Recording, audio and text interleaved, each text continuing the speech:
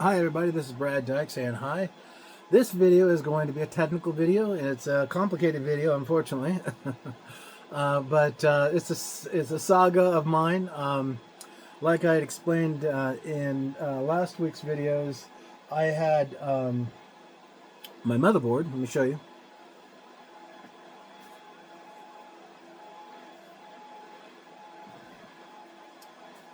I had my dual Xeon motherboard, which by the way is very rank right now. And this is it right here. And as you can see, it's a pretty large motherboard. It's been a great motherboard. It is basically a super micro. It's an X10 DAL series. It works with the 6200 series version 4s. And as you can see, it's right there, caught on fire, which sucks. But with that, I decided, okay, I'm going to go out, I'm going to get a replacement motherboard because I've got $800 tied up in my memory and in my CPUs. So what I'm going to do is I'm going to get myself the Super Micro, let's see if I can find the ID on it, make sure I got it right. Where'd it go? There it is. The X10 DRGQ, X10 DRGQ, and it will take my processors, it will take my memory, and then some. But then I had a little bit of a challenge. If you guys remember my video that I did last summer, where I went to a new case, which is a really nice case, by the way. I really enjoy having it, and it is very much a capable case when it comes to dual Xeons, but I have a little bit of a problem, and I'll show you. So as you can see, this is my old motherboard right here.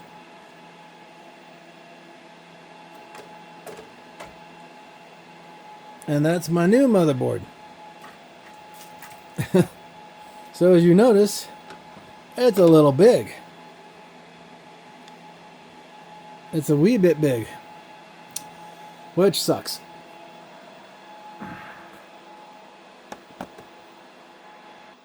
So what that basically means, this motherboard is basically an ATX motherboard, which is a really great board, by the way. If you can ever get your hands on the X10 DAL, get it. They're hard to get. They're still high in value because they work so well. And with that being said, the problem I have with this entire process is I have to use an E-atx motherboard format. And even though this is a great case, it's not big enough. So if you look here, you'll see how big this case is. It's a really good case. I mean, I really just enjoy having it. Very sleek, very independent, very functional. It's got all the bells and whistles that I really want. Easy to work with. Almost all open space functional. It's got the sub-configurationable layout here. And I got a stack of memory here that's got to go in here. But this motherboard has got 16 slots opposed to 8 slots. And of course I've got lots of the large size scale slot options for video cards or whatever I want to have. But this is my workstation. This is the one I use, and I have basically, let's see, what is it, 64 processors right now between these two dual slots, and 156 gigs of RAM. So I can do all of my Docker, Paradox, Kubernetes work, and so on and so on. And it's a hot baby. It really does get kind of crispy out there, but it's a very good motherboard. It's got a couple of extended function features here, such as the USB internal 3.0, the 3.0 external, the same number of SATA ports, which I don't really use because I use NVMe cards instead. And basically, in a nutshell, it's a great unit and a setup for extended power setup. Oops, sorry about that. Extended power setup, the extended set care, and then I'm going to probably start using these guys which are basically the extended power feeds, because I think that's what caused some of the overheating on the motherboard, but I'm researching that now.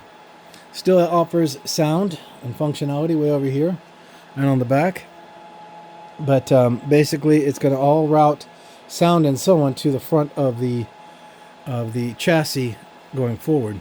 I may actually choose to put a sound card in this. I'm not sure for sure, but I am thinking about that, maybe doing that. But anyways, with that being said, and the reason why, by the way, I put a sound card is because I have a 5x1 bass sound speaker system, and I want that aux out to be able to enjoy using that going forward. So in a nutshell, my case is useless to meet this machine's capacity, because right there, as you can see, the 2.5 inches of clearance here from a power supply is just not enough. I could use a reduced format power supply like I used before, but these guys are proving not to be very functional in the long term, which I have to retest that guy. He is small enough. And what I mean by that is I can take its brother in here, which is a reduced format. Here it is. It's a smaller power supply that I can put in there if I wanted to give me the clearance I need to clear that, but it's going to give me problems in the long run because the area of that power supply is over cable connections I don't want to obstruct. So that being said, I'm going to go ahead and retire this case, even though it's not even a year old.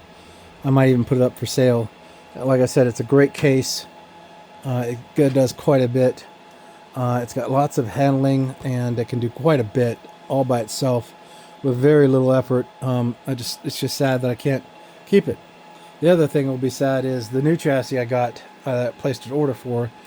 I can't do, your standard 5.25 bay setup, so I'll have to figure that one out. Maybe build an external test bed platform or something like that.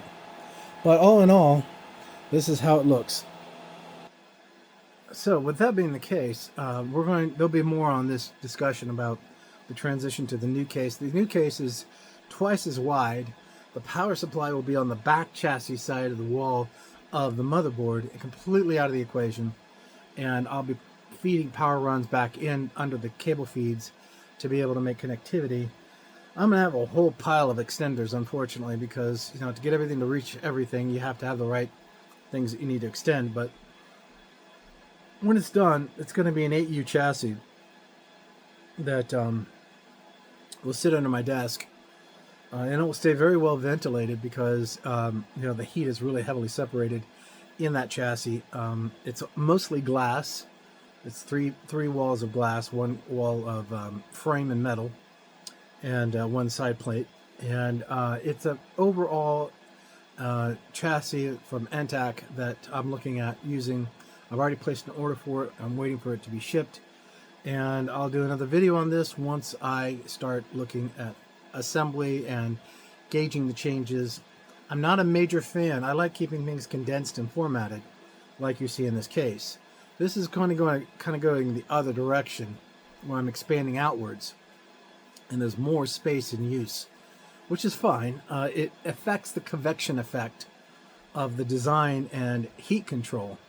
But when you have, 3 or 4 of these guys inside your chassis for AI computing, there's real heat.